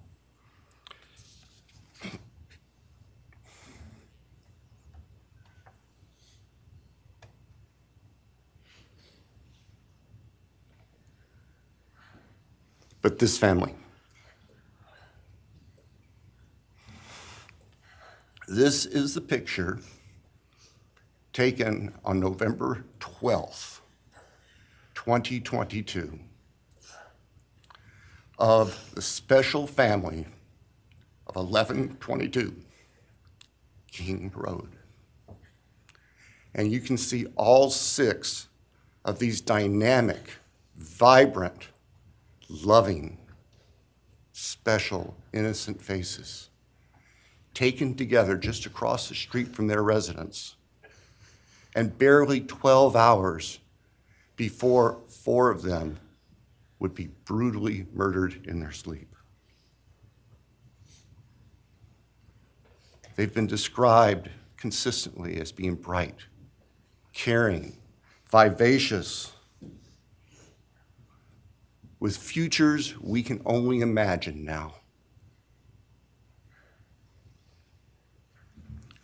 But they were, and they remain, a special family that I think we should all recognize and appreciate.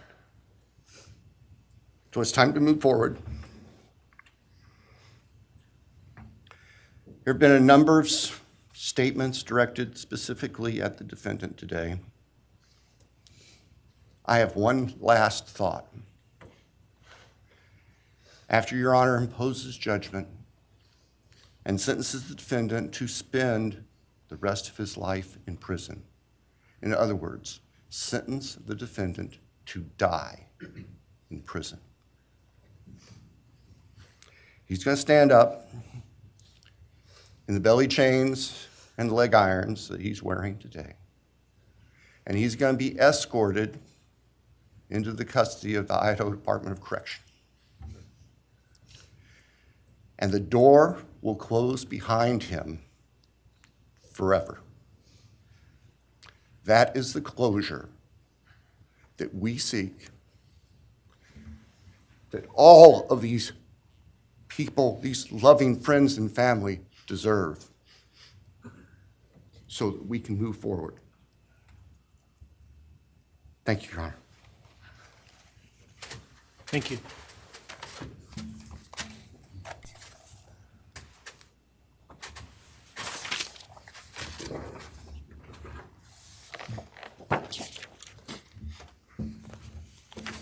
All right, does the defense have evidence to present today? All right. Does defense wish to make argument today? Runner, we do not wish to make arguments. Mr. Koberger, along with his legal team, is prepared for the court to enter judgment. All right, Mr. Koberger, you have an opportunity to make a statement if you wish to. I take it you are declining. I respectfully decline. Well,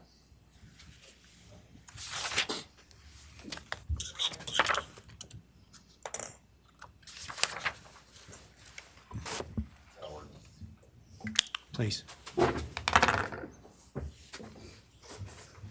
All right, let me start this morning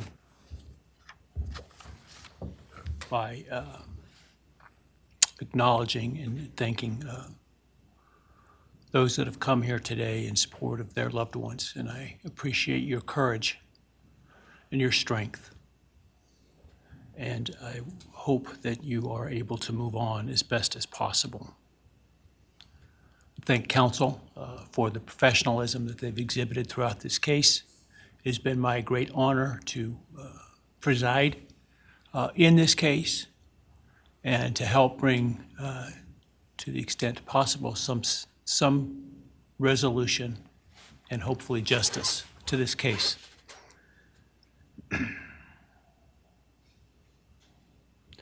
During the quiet morning hours of November 13, 2022, a faceless coward breached the tranquility of 6 beautiful young people and senselessly slaughtered them, 4 of them. Who committed this unspeakable evil was unknown for several weeks, but due to the killer's incompetence and outstanding police work by numerous local, state, and federal law enforcement agencies, the person that slithered through that sliding glass door at 1122 King Road now stands before the world and this court unmasked. This unfathomable and senseless act of evil has caused immeasurable pain and loss.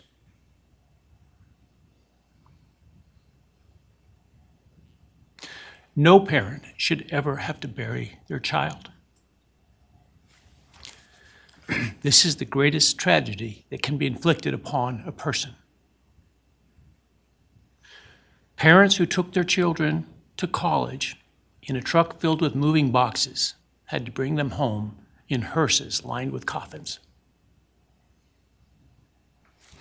The loss this killer inflicted was not just the death of these people's children, siblings, grandchildren, as we've heard today. It has ripped a hole in their soul, destroying a special part of their very essence. Any person who is a parent defines themselves foremost as such.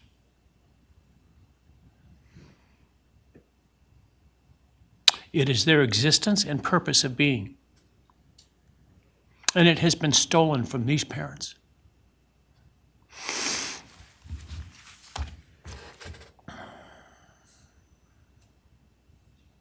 None of us have experienced the loss these victims have in the unspeakable way that they have. And therefore, none of us can, nor should we, question the way in which they have handled their loss. Whether that be in private mourning, removed as far as possible from this media circus, or in front of a camera demanding retribution with the loudest megaphone. I've listened intently to the stories and pain that have been shared today, with great awe at the courage and resilience of the surviving family members of those wonderful children. I've listened also to the surviving roommates, both in person and through their friends. And I can't think of how, frankly, courageous they have been despite the hell that they have faced by uncaring people who have come up with all kinds of crazy theories about two kids simply being kids. The parents, siblings, and other family members who have spoken today are designated as victims in our legal system. But going forward, I hope that they can shed that label, as it gives too much power to the evil that condemned them to that role. They are and should be known as survivors, fighters, and foremost as witnesses to the tremendous lives of value and unbounded promise of these four young people. But those speaking today and those who did not speak, but who carry this same burden, this same loss, now carry forward the memories of these now perpetually young people, these forever children. These survivors carry the responsibility of ensuring that the voices of these children, Maddie, Kaylee, Xana, and Ethan, are never forgotten, and the positive impacts that they have had on so many lives are never minimized, and that the love they shared, the light that they shined onto others is forever celebrated. As we sit here today, this case is ending, and we are now certain who committed these unspeakable acts of evil, but we don't know, and what we may never know is why. I share the desire expressed by others to understand the why. But upon reflection, it seems to me, and this is just my own opinion, that by continuing to focus on why, we continue to give Mr. Kohberger relevance. We give him agency and we give him power. The need to know what is inherently not understandable makes us dependent upon the defendant to provide us with a reason, and that gives him the spotlight, the attention, and the power he appears to crave. Yet even if I could force him to speak, which legally I cannot, how could anyone ever be assured that what he speaks is the truth? Do we really believe, after all of this, he's capable of speaking the truth or of giving up something of himself to help the very people whose lives he destroyed? Rather, I suspect the so-called reason would be dished out in enticing, self-serving, and aggrandizing, untruthful bits, leaving people wanting more information, more insight, and thus enhancing even further the power he seeks to hold. Even if we could get truthful insight into his why, I suspect it would not in any way quench one's thirst for actually understanding why in the first instance. Because there is no reason for these crimes that could approach anything resembling rationality. No conceivable reason could make any sense. And in the end, the more we struggle to seek explanation for the unexplainable, the more we try to extract a reason, the more power and control we give to him. In my view, the time has now come to end Mr. Kohberger's 15 minutes of fame. It's time that he be consigned to the ignominy and isolation of perpetual incarceration. I know there has been concern about him collaborating on books or movies or other media projects, and I truly hope that someone does not stoop to affording him this spotlight that he desires in the name of clicks, royalties, or profits. While criminal behavioralists should study him away from the spotlight in an attempt to prevent other would-be killers from acting on their worst impulses, There should be no need for that to spill over into the public eye. The great Idaho jurist Edward Lodge was known for trying to find something positive about every person he ever sentenced. And with over a half a century as a trial judge, that was a lot of people. This was often challenging, and I recall in one case he said that the best he could come up with was the defendant had good penmanship. Truth be told, I'm unable to come up with anything redeeming about Mr. Koberger because his grotesque acts of evil have buried and hidden anything that might have been good or intrinsically human about him. His actions have made him the worst of the worst. Even in pleading guilty, he is giving nothing hinting of remorse or redemption, nothing suggesting even a recognition or understanding, let alone regret for the pain that he has caused. And therefore, I will not attempt to speak about him further, other than to simply sentence him so that he is forever removed from civilized society. And accordingly, based upon his conduct and based upon the record before this court, recognizing the standards that govern this court's sentencing decisions as set forth in State v. Toohill, I hereby sentence Mr. Koberger as follows. On count 1, burglary, 10 years fixed, 0 years indeterminate. I also impose a fine of $50,000. Count 2, first-degree murder of Madison Mogan.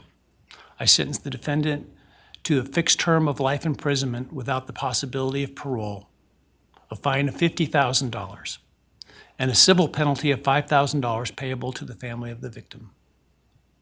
On count 3, for first-degree murder of Kaylee Gonsalves, I sentence the defendant to a fixed term of life imprisonment without the possibility of parole, a fine of $50,000, and a civil penalty of $5,000 payable to the victim of the family, or to the family of the victim, pardon me.